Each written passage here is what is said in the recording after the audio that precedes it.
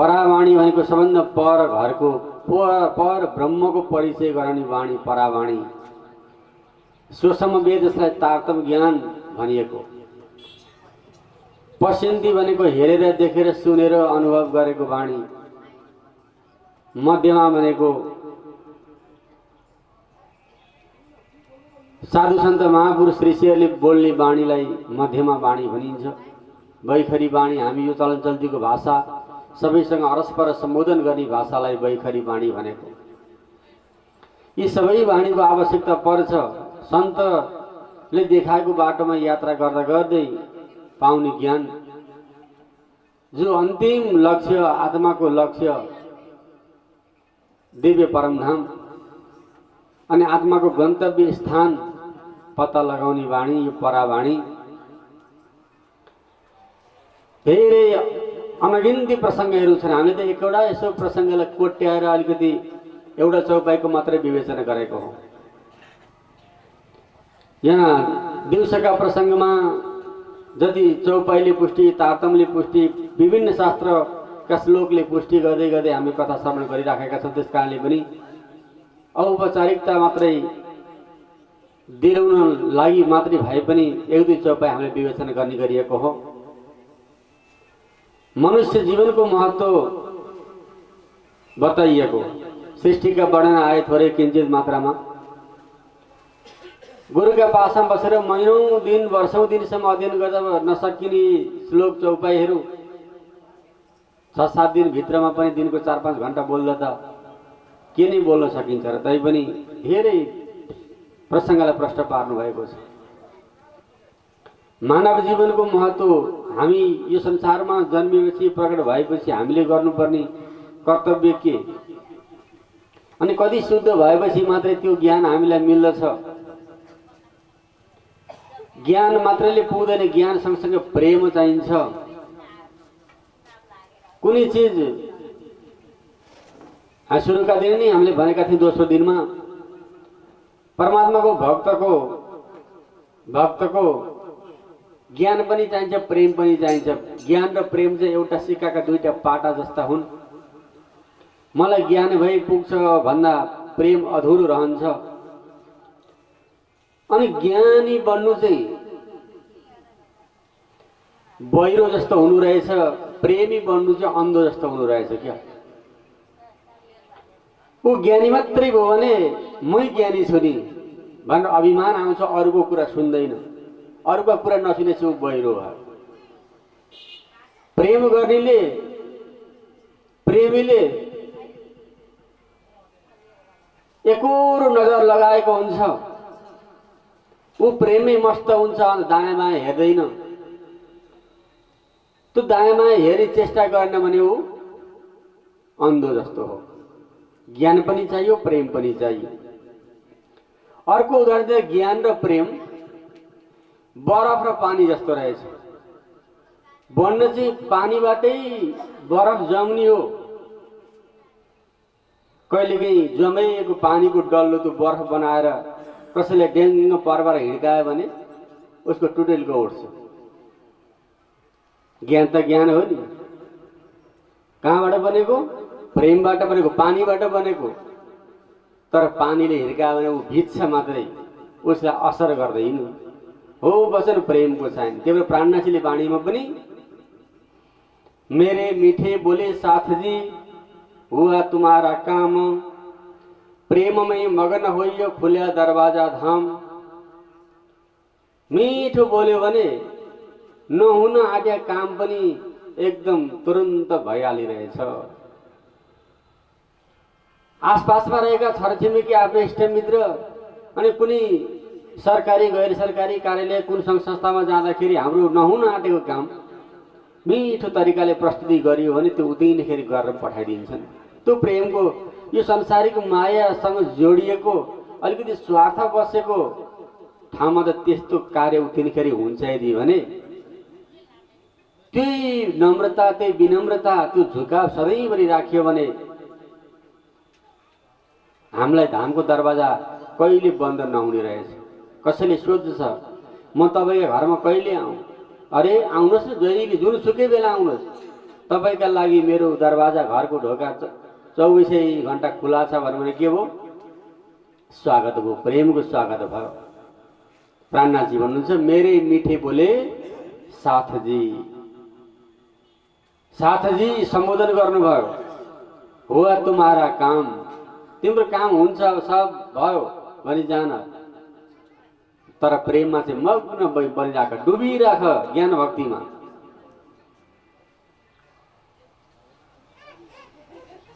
प्रेममै मग्न भयो खुल्या दरवाजा धाम, धामको दरवाजा उसका लागि हमेशा खुला हुन्छ। त्यही भएर निर्मल आत्मा हुने भक्तले सुन्दर साथले परमात्माको साक्षात दर्शन पाउँछ। त्यसका लागि यो मानव जीवनको महत्त्व धेरै पुराण आदिमा नि बताइएको। माता देवहूतिलाई कपिलदेव भगवानले कति महिमा, शरीरको महिमा बताउनु भयो, कस्तो त्यो शरीर कसरी सृष्टि भयो। अब के द्वारा जागृति हुने लामो प्रसङ्ग थियो नि होइन, तृतीय स्कन्द भागवतमा जुन केही भए नि हामीले संक्षिप्त वर्णन भए नि प्रष्टसँग सुन्न पायौँ। त्यसै गरी यो अमूल्य जीवन, हीरा जस्तो जीवन, नरतन धन अनमोल छ जगमा। अनमोल छ, कुनै पैसा तिरेर पाउने शरीर होइन यो त। होला कसैको एक्सिडेन्ट भयो, कोही व्यक्ति बिते अनि आफन्तजन गएर के भन्नुहुन्छ 25 लाख क्षतिपूर्ति चाहिन्छ, 30 लाख चाहिन्छ, 50 लाख चाहिन्छ। ए बाबा अरबौं दिएछन् क्षतिपूर्ति भने पनि हाम्रो त्यही जीवन त्यसै गरी पाइन्छ र पाइँदैन नि। अनमोल जीवन, नरतन धन अनमोल छ जगमा। त्यो अनमोल जीवनले त्यो अनमोल परमात्मालाई त पाउनुपर्छ। त्यही भएर त्यो अखण्ड शाश्वत दिव्य धामको वर्णन तारतम सागरभित्र गरिएको। कीर्तन किताबसम्म धुनी कार्य गर्नुभयो। कुनै भाँडो फोहोरी छ भने त्यसलाई धोएर सफा गरेर कुनै चिज हाल्न, कुनै चिज राख्ने योग्य बनाउनु पर्यो नि। केसरी दुधना रहे रज मात्र उत्तम कनक बिना जे पात्र। बगिनीको दुध हाल्दा त सुनको पात्र चाहिन्छ भन्नुभएको। अनि त्यो ब्रह्म ज्ञान राख्ने हो हृदय, कति पवित्र चाहिएला। त्यही भएर त शरीर संसारको महत्त्व बताउँदाखेरि आहार विहारका कुरा गरिएको। आहार शुद्ध हो सत्व सिद्धि, सत्व शुद्ध हो ध्रुवा समृद्धि। आहार विहार शुद्ध भने विचार शुद्ध हुन्छ, बुद्धि शुद्ध हुन्छ, मन वचन सब शुद्ध हुन्छ। राम्रो विचार आएपछि भक्तिमा मन लाग्छ, अनि त जागिहाल्यो नि फेरि। सत्व शुद्धि ध्रुवा समृद्धि भनेको अटल भयो, त्यो अमर भयो अब सधैँका लागि हो। त्यही भएर कुनै पनि धर्म सम्प्रदायमा आबद्ध हुनु अगाडि आफ्ना आन्तरिक नियमहरू हुन्छन्। यो चिज पालना गर्नुपर्छ, यो चिज पालना गर्नु पर्दैन, यसो गर्नुपर्छ। गृहस्थै जीवनमा रहेर पनि परमात्माको साक्षात्कार गर्नेवाला सन्त महापुरुषहरू भक्तहरू यो धरतीमा पनि त भएका हुन् नि त।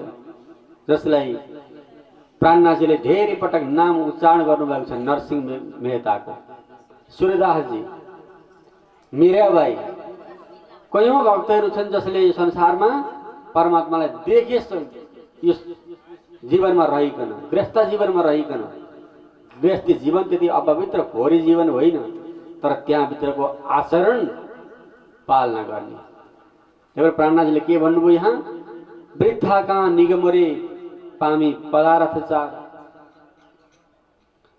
हे भक्तजन सुन्न साथ, यस्तो अमूल्य जीवन पाएर किन हराउँदैछौ, किन गुमाउँदैछौ? 4 चिज अमूल्य छ, अरू जीवन त सबै चिज अनमूल्य हो, तर त्यो 4 चिजलाई चाहिँ ख्याल गर न त भनेर। उत्तम मानव खण्ड भरतनु, मनुष्यको चोला उत्तम चोला। भरतजीको खण्ड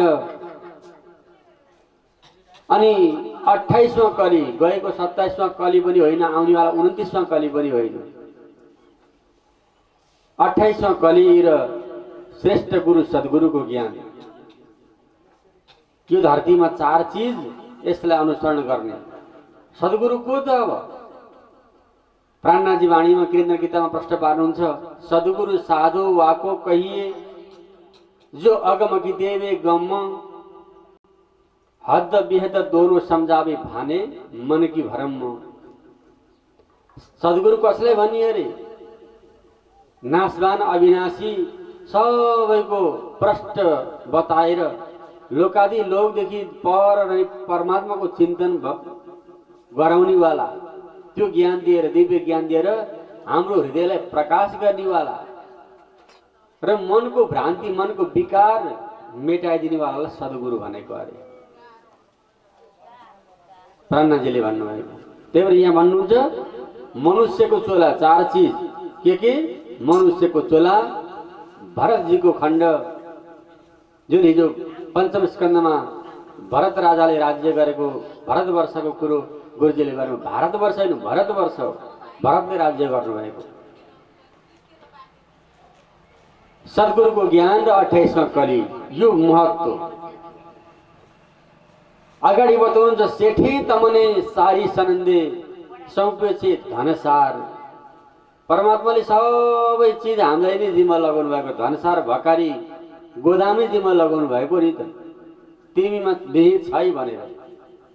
सेठ भनेको परमात्माले अनेक जवेर जतन गरी तमे लाव्या स्वाणी बार। धेरै पटक जतन गर्दै गर्दै गर्दै गर्दै यहाँसम्म ल्याएको अरे। के जतन गर्यौं हामीले?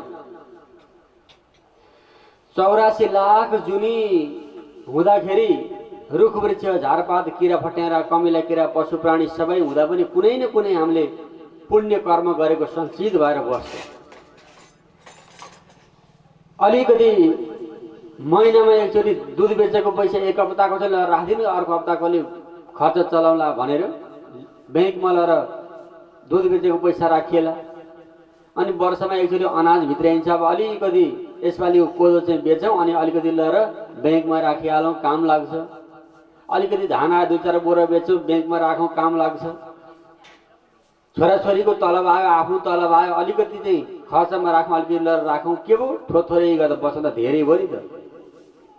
पशु प्राणी हुँदाखेरि हलो तान्यौँ कि कुकुर बनेर घर कोड्यौँ कि गाई बनेर दुध दिएको हो कि रुख वृक्ष हुँदाखेरि फलफुल शीतल जल दिएर सेवा गर्यौँ कि ती सबैको धन सञ्चित हुन्छ। अब त्यो पुण्य सञ्चित भएर अनि ऊर्ध्व जीवनमा आएको हो नि त। हामी पात्रोमा हेरौँ, पात्रोमा योनि अनि बैर योनि भनेर लेखेको हुन्छ। त्यहाँ हामी पूर्व जन्ममा के थियौँ त्यो सबै हाम्रो अगाडिपट्टि आउँछ। गाईबाट मान्छेमा आएको हो कि कुकुरबाट आएको हो कि बिरालोबाट आएको हो कि मुसोबाट आएको हो कि कुनै न कुनै जीव अगाडिका जुनी प्राप्त गर्दाखेरि त्यो जुनीमा गरेको पुण्यको प्रतापले सेवाको प्रतापले यो धरतीमा मान्छे भएको हामी। अब अनि भक्ति चाहिँ धर्म कसलाई चाहिएको? हामीलाई, अरूलाई चाहिएको थिएन। गाई बाख्रा गाई भैँसी भेडा बाख्रा आदि सधैँभरि घाँस खान्छ, उसलाई कहिले धर्म भएको छैन। बाघ भालु हुँदा स्याल गिद्ध चितुवाले सधैँभरि मासु खान्छ, उसलाई कहिले पनि पाप लाग्दैन। किन त त्यो जुनी नै त्यस्तै हो। त्यो परमात्माले सेटिङ गरेर पठाएको यो संसारमा हामीलाई अलमल्लिन मात्रै होइन, रुपियाँ पैसा भौतिक धन सम्पत्ति कमाउन सन्तानलाई सुखी गुणी राख्न मात्रै पठाएको होइन। त्यो त सधैँभरि गर्नुपर्छ। यो सबैको सामान्य मेथड पशुवीर नारायण, यो सबैको क्रियाकलाप। तर मनुष्यको ज्यादा चाहिँ के त यहाँ भन्दा धर्मो हि तेसाम अधिको विशेष। धर्म चाहिँ अधिक चिज हो, त्यो अरू जुनीमा थिएन। गाईभन्दा पुराण सुन्न पाएनौँ, भैँसीभन्दा पुराण सुन्न पाएनौँ, रुख वृक्ष हुँदाखेरि पाएनौँ। त्यतिखेर जड प्रकृतिमा रूपमा थियौँ हामी, त्यो सुने पनि बुझेनौँ होला। अहिले कति रुखहरू छन्, यो माइकको आवाज त्यो रुखमा गएर ठोकिएको छ नि, किन भन्दा बुझ्दैन। अब बुझ्ने कसले? हामीहरूले। त्यो चेतन परमात्माले हामीलाई दिएर पठाउनु भएको नि त। जलजा नवलक्षाणी स्थावरा लक्ष्य विंशति क्रिमयोर रुद्र रूपाणी पक्षिणाम 10 लक्षका 30 लक्षाणी पशव चतुर्लक्षाणी मानवा। जलमा 9 लाख पटक जलका जन्तुको जीवन भोग्यो। स्थावरा लक्ष्य विंशति 20 लाख पटक स्थावर भनेको रुख वृक्ष झारपातको जीवन बिताइयो। कहिले कसैले आगो लगाइदिए डढियो, कसैले काठ बनाएर चिरे प्रयोग गरे, कसैले दाउरा बनाइदिए, कसैले सेउला झारेर वस्तुलाई खुवाए। अनेक अनेक सेवा नगरिएको यो 20 लाख पटक ती रुख वृक्ष झारपातको जीवन बिताएको। कृमयो रुद्र रूपाणी किरा फट्याङ्ग्रा भने रुद्र भनेको 11 लाख पटकसम्म गर बाली खान बसेको थियो अनि वृक्ष लिएर हालिदियो, त्यतिखेर पनि मरिएकै हो नि। मर्दा मर्दा मर्दा मर्दा फिल्टर भएर अनि यस्तो दिव्य चोला देवताको जस्तो अनुहार भएको चोला पाएको हामीले। रन मर्न डर लाग्यो हो कि यसो हिँड्दै गरेको किरोलाई अम्लालाई यसो छोइदिनु खोज्नु त खुर्र कुद्छ भाग्छ। यसो ढुङ्गा उठाएर कुकुरलाई हिर्काउनु खोज्नु यस्तो ढाड बङ्ग्याएर हिँड्छ। किन भन्दा लाग्दा दुख्छ भन्ने छ उसलाई। किन मर्दा मर्दा मर्दा त्यो आत्मा त अनुभूति गरेको छ नि त। त्यो त कपिलदेवले माता देवहूतिलाई जन्मदा र मर्दा घरभित्रको पीडा बताएको हो नि त। एकैचोटि 1 लाख बिचले डस्दाखेरि कति पीडा हुन्छ, त्योभन्दा बढी पीडा हुन्छ आमा। त्यही भएर कृष्ण भक्ति गरियो भने जन्म मरण फेरि पर्नु पर्दैन, अब छुट्छ, यो पीडा सहनु पर्दैन भनेको। नगरेर सिक्न महाभारतले सिकाएको, गरेर सिक्नलाई रामायणले सिकाएको। अनि मर्नु कसरी मर्नुपर्छ भनेर राजा परीक्षितको प्रसङ्गद्वारा जानेको होइन, मर्न भागवतले सिकाएको। मर्न मात्र त भएन, यो भवसागर तर्नु पर्यो नि त। हो त तार्ने ज्ञान चाहिँ तारतम हो। किरा फट्याङ्ग्रा भयो 11 लाख जातका, पंक्षीडाम 10 लक्षका 10 लाख जातका पखेटाले उड्ने पंक्षी आदिको जीवन बिताइयो। 63 लक्षाणी पशव 30 लाख जातका पशुहरू, खुर भएकोलाई पशु भनिन्छ, नङ्ग्रा भएकोलाई जनावर भनिन्छ। त्यो जीवन सबै बिताएको।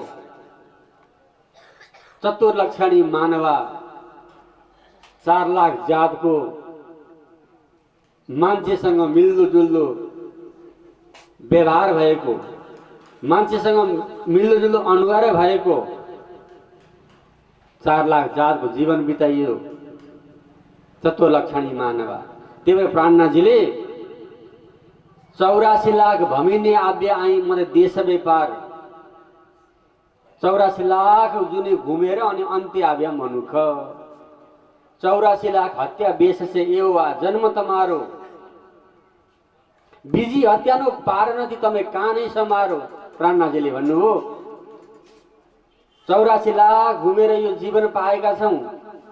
अरु जीवनमा गरेको क्रियाकलापले हामी कहिले तरिसकौँला, यो जन्ममा तरेनौँ भने पुनः 84 मा परिन्छ नि त। कति पटक घुमेर आएका रहेछौँ? 84 लाख पटक।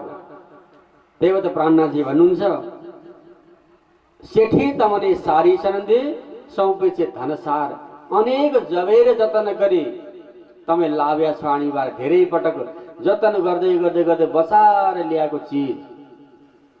टाढा तीर्थ व्रतमा घुम्न जाँदाखेरि एकदम सुरक्षित ल्याएको सामग्री, महँगो सामग्री घर नेरी आएछ अथवा घरभित्र छिरेछ फुटो भने हामीलाई कति दुःख लाग्छ होला। परमात्माले चाहिँ माथि पछि नजर लगाइरहनु भएको छ।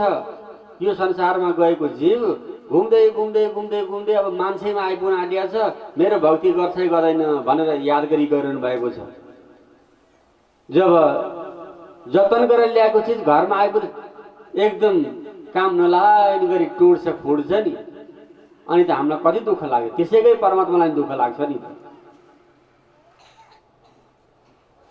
अनि हामी उनको भक्ति गरी उनलाई दुखी बनाएर भक्ति हुन्छ त? हुँदैन। त्यही भएर यो मानव जीवनको महत्त्व अत्यन्तै सतबोहिने सतग्रह जो राखजो रूढी प्रकार आणी भूमि रुख राखी भुलता पछि सेठ तणो व्यवहार। यही भूम भुल्यौं, यस्तो अमूल्य जीवनलाई फेरि गुमायौं भने परमात्माले के गर्लान् हामीलाई? अनेक बार तर्फडी मुनि दुःख देखि आव्या छु पार। धेरै पटक, एक पटक दुई पटक होइन, पटक पटक पटक पटक मर्दै मर्दै दुःख देख्न देखेर यो संसार यतिखेर यो मानव जन्म पाएको। लाख 84 भमिने आव्य आई मध्य देश व्यापार। 84 लाख घुमेर यो मध्य देशमा परमात्माको नामको व्यापार गर्न आएको, उनको नामको धन को खेती गर्नको लागि आएको। त्यही भएर कोही कविले पायो जी मैंने श्याम रतन धन पायो। परमात्माको नाम रूपी रत्न धन मैले पाएँ, त्यसलाई त म बढाइरहन्छु। मैले यो बाँडे कहिले घट्दैन भनेर खर्चिन खुटे, चोर न लुटे, दिन दिन बढ्ता सब आयो। खर्च गर्न सकिँदैन, चोरले लुट्दैन, दिन दिनै बढिरहन्छ। बैंकमा राखेको पैसा कहिले पनि घट्दैन, अलिकति पर्सेन्ट भए पनि ब्याज आएकै हुन्छ नि त। हो, हाम्रो नाम रूपी परमात्माको नाम रूपी भक्ति धन सञ्चित गरिरहनुपर्छ, अन्त्यत्व गर्दा काम लाग्छ नि त। सरकारले धेरै वर्ष जागिरी खाएकालाई पेन्सन किन दिएको? अब उसको अवस्था गम्भीर भएपछि यो पेन्सनले उसको जीविका चलोस् भनेर पेन्सन दिएको हो नि त। हामीले अहिले परमात्माको भजन भक्ति गर्दै गर्दै गर्दै त्यो नाम रूपी धनलाई सञ्चित गरिरहनुपर्छ। संसारमा अनेकौं बजार छन्, हाट बजार, पीठ बजार, 7 दिनमा लाग्ने, 5 दिनमा लाग्ने, महिना दिनमा लाग्ने बजारहरू छन्। अनेकौं किसिमका सम्प्रदायको कुरो गरेको हो। मनले चिताएको वस्तु त्यहाँ गएर छान्न चाहिँ सक्नुपर्छ। मन चितवी बस्ती आही मैले पण खरा जोई खरिदार। असली चिज चाहिँ के हो त? हाट बजार पीठ बजारमा गएर छान्न सक्नु पर्यो क्या। अब नक्कली पनि यही हो, सकली पनि यही हो भनेर राम्रो देख्दैमा उस्तै देख्दैमा उठाएर त हुँदैन। संसारको बजारमा कूड कपल भेल छल छ, तर त्यो भेल छललाई जान्नु पर्यो। छल गर्न खोजिएछ कि बेच्ने त बजारमा भनिहाल्छ नि, यो सबैभन्दा राम्रो कम्पनीको माल हो, यो तपाईँले 1 वर्ष वारेन्टी हो, लैजानुहोस्, यस्तो अन्त पाइँदैन भनिदिन्छ उसले। भन्न त हो, विभिन्न सम्प्रदायमा जाँदा यसले मोक्ष दिन्छ, यसो हुन्छ, तपाईँ अन्त नभड्किनुहोस् त भन्छ। तर असली चिज चाहिँ के हो भनेर जान्नु पर्यो नि त। हो, त्यही भएर तारतम्यको दृष्टिले तारतम्यले चाहिँ के भन्छ भने शास्त्र हेर पढ, कोही नीतिमा पनि भनेको छ, शास्त्र दृष्ट्वा गुरु वाक्यम तृतीयम च आत्मनिश्चयम। शास्त्र हेर पढ सुन, गुरुको वाक्यलाई अनुसरण गर, तर आत्माले निश्चय गर हो कि होइन भनेर प्रमाण चाहियो नि।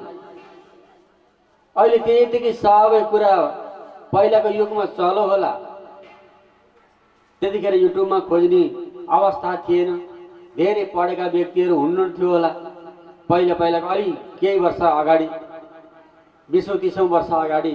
तर अहिलेको जमाना भनेको विश्वमा कुन कुना के भएको छ यही बसेर हेर्ने प्रविधि आएको छ। कस्ता कस्ता प्रविधिहरूले प्रमाण दिन्छन्। त्यही भएर बोल्दा विचार पुर्याएर बोल्नुपर्छ भनेको नि त्यही हो। जानेको कुरा बोल्नुपर्छ भनेको नि त्यही हो। जाने बोल नजाने जिउको मोल भन्छन् नि, जान्दा बोल्नु पर्यो। 14 लोक कमायो खाए आइनु नथिबिज कोही ठाम, अदक्षिण बारो आई पामी ए धन मूल मान। आधा छिटको समय पाउँदा मात्रै जाग्नु पर्यो, थोरै समयमा नै जाग्न सकिन्छ अरे। एउटा सानो दृष्टान्त भनेर अनि यही चौपाईमा हामी आजको वाणी चर्चालाई विश्राम गरौँला। यामे ब्रह्म सत्ता न होती तो अलक्षिण रहने न पावे, प्राणनाथजीले भन्नुभयो। त्यो परमात्माको अंश ब्रह्मको सत्ता यो शरीरमा थिएन यदि भने आधा छिट पनि हामी रहन पाउँदैन थियौँ। यो प्रकृतिले हामीलाई श्वास फेराइराखेको छ। एकछिन हावा चल्न बन्द होस् त हामी सबैको गति मुक्ति हुन्छ, अर्कै गति हुन्छ। अदक्षिण बारो आई पामे धन मूलमान। आधा छिटको समय पाउँदा जाग्न सकिने अरे। एउटा देशमा एउटा राजा थिए। ती राजाले प्रजाहरूलाई राम्रो निर्देशन गरिरहने, राम्रोसँग राज्य सञ्चालन गरिराखेका। अनि बेला बेला कुनै चिज निर्देशन गर्नु पर्यो भने ठुलो टोडी खेलमा सबैलाई उपस्थित गराएर एकैचोटि सार्वजनिक रूपमा निर्देशन गर्दा रहेछ। अनि एक दिन अघिल्लै दिन आफ्ना सैनिकहरूलाई अनि सूचना मार्फत के जारी गरेछन् भने एउटा मिति दिएर भोलि बिहान 7 बजे अर्थात् घाम झुल्केको केही समय पछाडि सबैजना टोडी खेलमा भेला हुनुहोला। पुरुष दाजुभाइ जति, प्रजाहरू जति, कोही पनि घरमा नबसी जो पुरुषहरू छन् 5 वर्षभन्दा माथिका बालबालिकाभन्दा माथिका सबै अनिवार्य रूपमा टोडी खेलमा भेला हुनु। यदि टोडी खेलमा भेला भइएन, उपस्थिति हुन सकिएन भने उसलाई कारबाही चाहिँ के हो त भन्दा उम्रिँदै गरेको तातो तेलको कराईमा डुबाउने। ओहो, यो डरले यो सूचना पाएपछि कोही पनि राति अबेरसम्म चाँडै सुते अनि अबेरसम्म निदाउन सकेनन्। ब्रह्म मुहुर्त हुँदैखेरि जुरुक जुरुक उठेर नुहाइधुवाइ गरेर टोडी खेलमा राजाको निर्देशनको प्रतीक्षामा बसिराखे।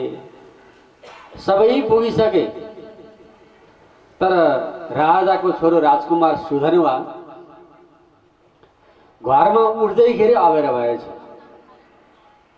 निकै समय व्यतीत भएको रहेछ। मेरो पिताजी राजा हुनुहुन्छ, मलाई के को डर छ र भन्ने डर पनि नभएपछि मान्छे आनन्दले सुत्छ क्या। तर अलिकति पासै हुनुपर्ने विद्यार्थीलाई अनि भोलिपल्ट धेरै काम सल्ट्याउनु पर्ने मान्छेले अघिल्ला दिन चिन्तन गरेर सुत्यो भने उसले ज्यानज्याला निद्रा लाए पनि झपक्क लाग्दा बिउजिन्छ। उठेर त्यही कामको चिन्तन घुमिरहेको हुन्छ उसको। अनि आनन्द आएछ निद्रा आउँथ्यो नि, मनमा धेरै कुरा खेलेछ, कहाँ निद्रा आउनु। त राजा छोरालाई त आनन्द आयो, मस्त सुते। उठे, नुहाइधुवाइ गरे अनि माताजीको पासमा पुगे। माता पितालाई देवता भनिएको छ, जीवित देवता। उठेर सधैँभरि माता र पिताको चरणमा प्रणाम गर्नुपर्छ।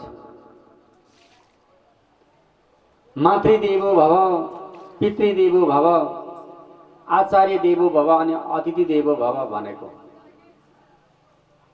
माताजीका पासमा गए, प्रणाम गरे अनि माताजीलाई भन्दछन् राजकुमार सुधनुवा, माताजी साँच्चै आज बुवा पिताजीले सबैलाई चाँडै टोडी खेलमा भेला हुने निर्देशन गर्नुभएको थियो, ढिला हुन लागिसकेछ, म जान्छु ल। माता हुन्, आमाले भन्नुभयो हेर छोरा, यसै ढिलो भयो उसै ढिलो भयो नजानु। सबभन्दा ढिलो पुग्नेलाई त्यहाँ पुगेपछि कारबाही हुन्छ भनेको छ, बरु तिमी जाँदै नजाऊ। तिमी अन्तिम भयो भने तिमीलाई फेरि तेलको कराईमा हाल्नुपर्छ भन्लान्। म त आमा हुँ, सहन सक्दिनँ भन्दा राजकुमार भन्दछन्, माताजी वीर छेत्रीको छोरो हो, मेरो पिताजी राज सिंहासनमा हुनुहुन्छ, मलाई मर्नै परेछ भने पनि डर छैन, तर म जान चाहिँ जानुपर्छ। सुरो जात हो नि त हाम्रो, जान्छु म। माताजीसँग बिदा भए, ठिकै छ मैले त नजाऊ भनेकै हो। अनि श्रीमतीका पासमा गए। श्रीमतीले भनिन्, श्रीमतीलाई भन्छन् राजकुमार, श्रीमती आज बुबाको ठुलो कुनै कार्य विशेषको उद्घोषण गरिदिन्छ, सबै पुरुषहरूलाई बोलाउनु भएको छ, ढिलो उनलाई कारबाही गर्छु भन्नुभएको छ, म जान्छु, नत्र कारबाहीमा परिन्छ। कारबाही फेरि फर्केर नआउने खालको कारबाही छ। ओहो,